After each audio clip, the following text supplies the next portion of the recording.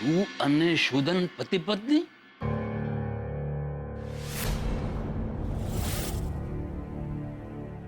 અને એટલું તું યાદ હતું કે તું તારી નાની સાથે તારા લગ્નની કંકોત્રી આપવા આવી હતી આશીર્વાદ માટે, પણ મને જાણ નહોતી કે તારા લગ્ન શોધન સાથે.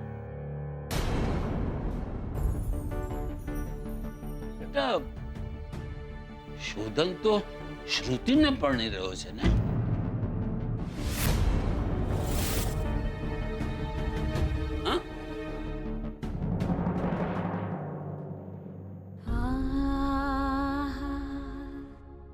જો તારા રાજકુમારનો ફોટો.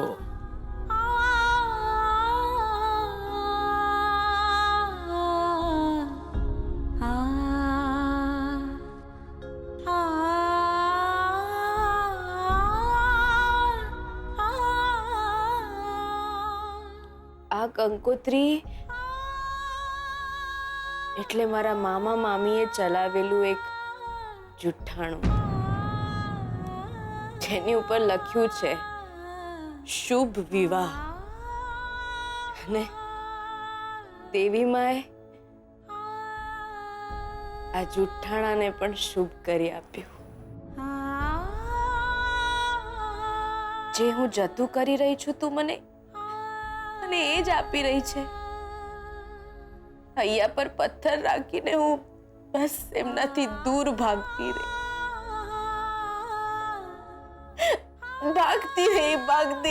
દૂર ભાગતી રહી,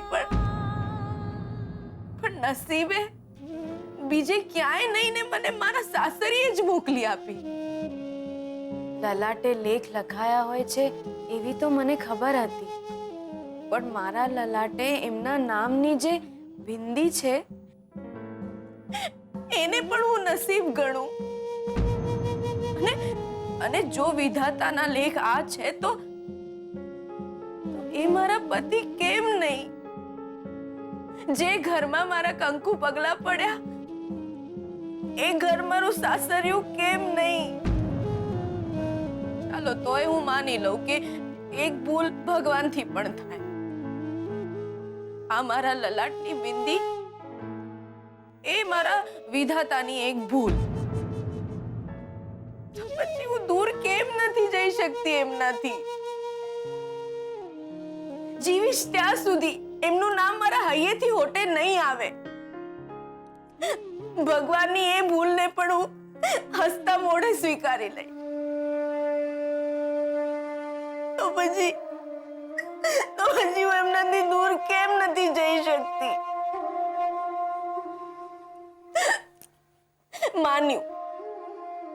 માન્યું કે કૃષ્ણ ભગવાનની સોનાની નગરી ગોકુલમાં ના હોય.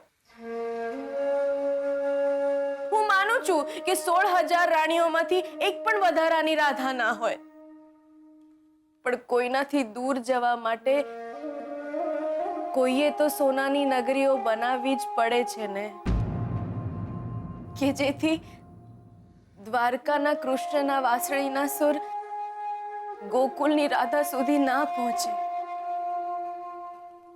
પણ મારે તો એ જ ઘરમાં રહે, એમની આંખ સામે જ જીવવાનું.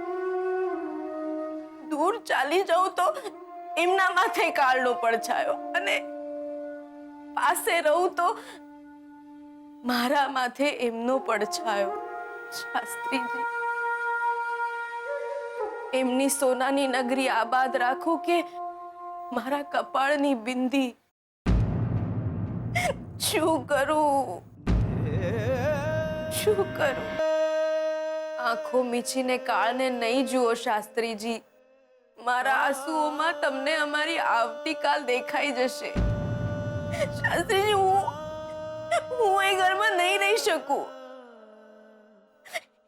એમની આંખની સામે મારા એકલાની નહીં, ત્રણ જિંદગીઓનો સવાલ છે. એટલે જો તું શોધનથી દૂર જઈશ એને જીવનું જોખમ છે બેટા. અને હું એમની આંખ સામે રહીશ તો એમની જિંદગીનું. અરે પણ એની સલામતી માટે તારે એમની નજીક રહેવું બહુ જરૂરી છે બેટા.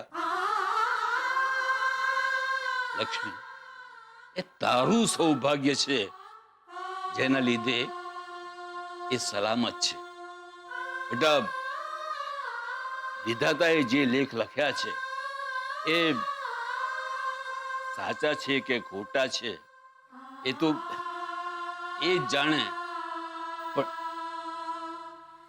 એક ઉપાય છે બેટા, ભલે તું દૂર રહે, તારી ગેરહાજરીમાં પણ તારું સૌભાગ્ય ચિહ્ન શોધન પાસે હોવું બહુ જરૂરી છે.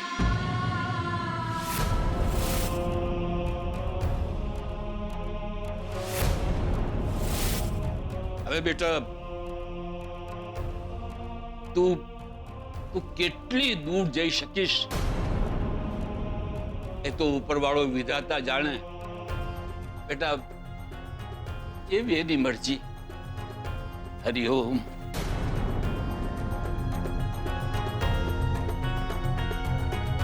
હરિઓમ. હરિઓમ.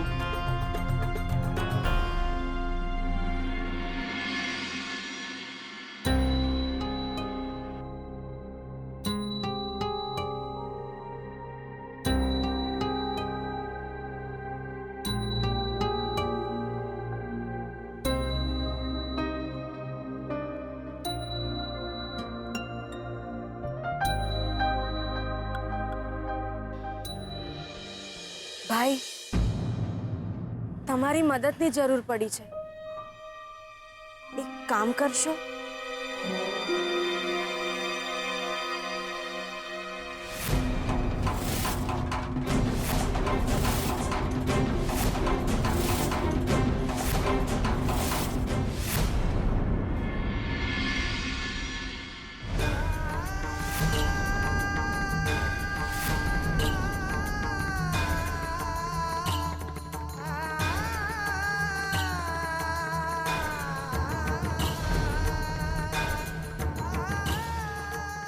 મારા કારણે તમારી બદનામી થાય એવું સહન નહીં કરી શકું. તમે પ્લીઝ પરિસ્થિતિને સમજો.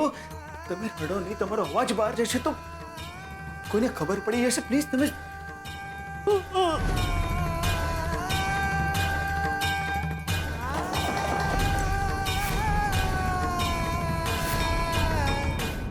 દરવાજો બહારથી બંધ છે.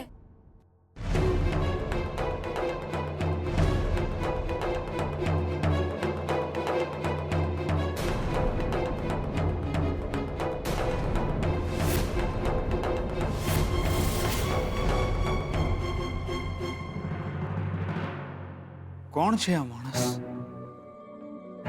કે જે મને બ્લેકમેલ કરી રહ્યો છે?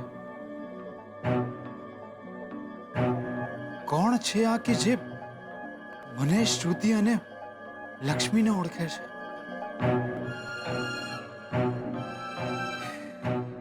એની સામે ઝૂકી જવાથી કે પૈસા આપી દેવાથી માણસ પછી હેરાન નહીં કરે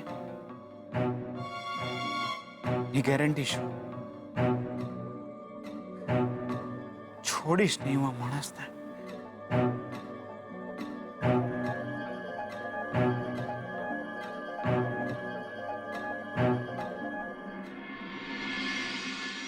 Hey, buddy. તું ઓફિસ નથી ગયો હજુ? એકચ્યુઅલી દાદો થોડું કામ હતું અને એક ઇમ્પોર્ટન્ટ મીટિંગ પણ છે, તો મને થયું કે ઘરે જ રહું. અને એમ પણ રણજીત ફુવા છે ને, એટલે ઓફિસની ચિંતા કરવાની જરૂર નથી.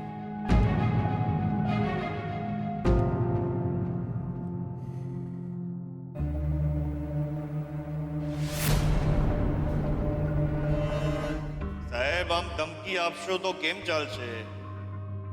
તમે ધમકી આપશો તો હું ડરી જઈશ, અને જો હું ડરી જઈશ તો હું પૈસા લેવા નહીં આવું.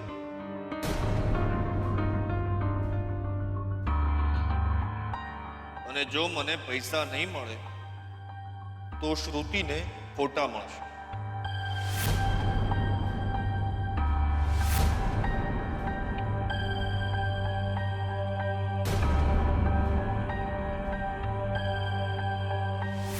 દરવાજો બહારથી બંધ છે.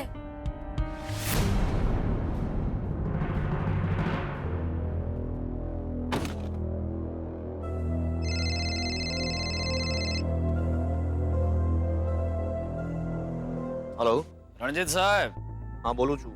કોણ? એક કામ પડ્યું સાહેબ તમારું. શું છે, એક જમીનનો ટુકડો છે મારી પાસે, એ વેચવાનો છે. હવે આ શોધન શેઠને ફોન કરીશ તો 100 સવાલ કરશે, જાત જાતના દસ્તાવેજ માંગશે. તો આ બધું તમે મને શું કામ કહી રહ્યા છો? અરે સાહેબ, જમીનના સોદા કેમ પાર પડે છે એ તો તમે બરાબર જાણો છો. ગમે એમ ઘાલમેલ કરીને જમીન તમારા નામે થઈ જશે, સમજો છો ને? પણ હું તમારા ઉપર ભરોસો શું કામ કરું? સાહેબ, 20-25 લાખ રૂપિયા માટે લોકો ખૂન કરી નાખે, ભરોસો તો કરવો જ રહ્યો. કોણ કોણ બોલો છો તમે? રૂપિયા 20 લાખ રૂપિયા તૈયાર છે, તમારી દલાલી. શોધન શેઠની કંપનીના નામે જમીન ખરીદી લો ને દલાલી લઈ જાઓ. સાહેબ, આ 20 લાખ રૂપિયા જરાક મોટી રકમ છે, એટલે જો મારી વાતમાં વિશ્વાસ હોય તો આજે સાંજે હું કહું છું ત્યાં આવી જાજો, બાકી તમારી ઈચ્છા. જો ભાઈ, તું જે કોઈ પણ હોય, જો તું આ મજાક કરતો હશે ને તો તને બહુ જ ભારે પડશે. એના માટે મળવા આવવું પડે સાહેબ. ક્યાં મળવું છે બોલ? લખો.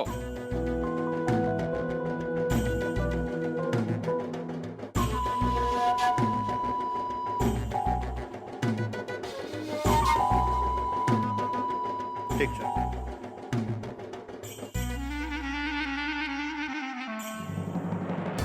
₹20 લાખ. 20 લાખ?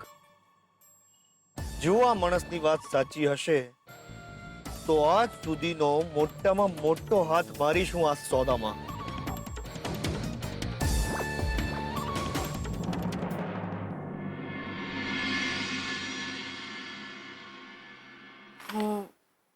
હું અંદર આવું?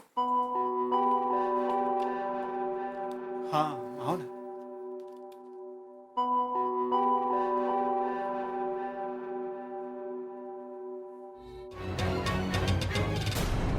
લક્ષ્મી, તમે આપ ભૂલી જાઓ બધું.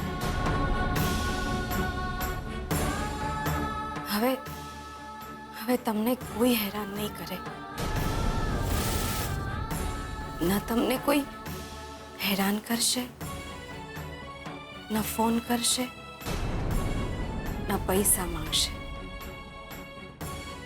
હવે તમારે કોઈનાથી ડરવાની જરૂર નથી.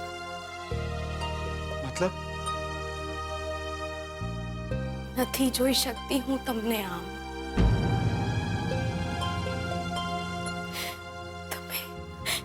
તમે સરખું જમો,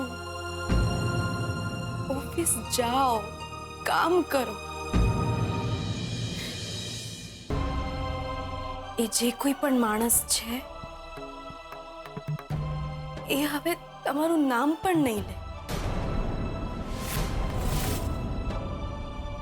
લક્ષ્મી, તમે જાણો છો માણસ કોણ છે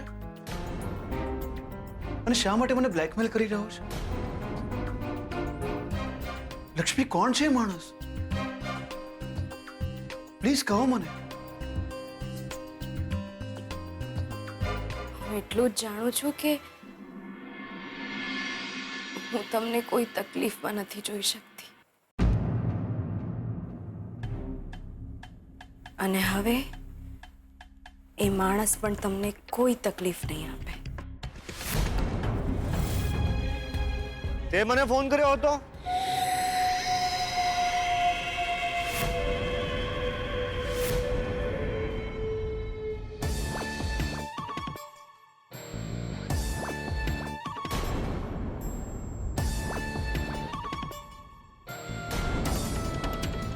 ભાઈ, તમારી મદદની જરૂર પડી છે.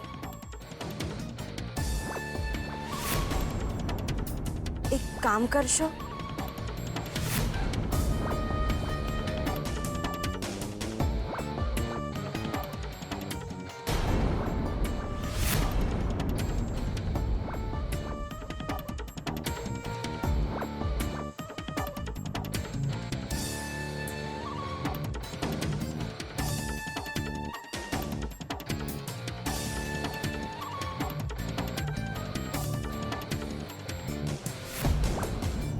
હા સાહેબ,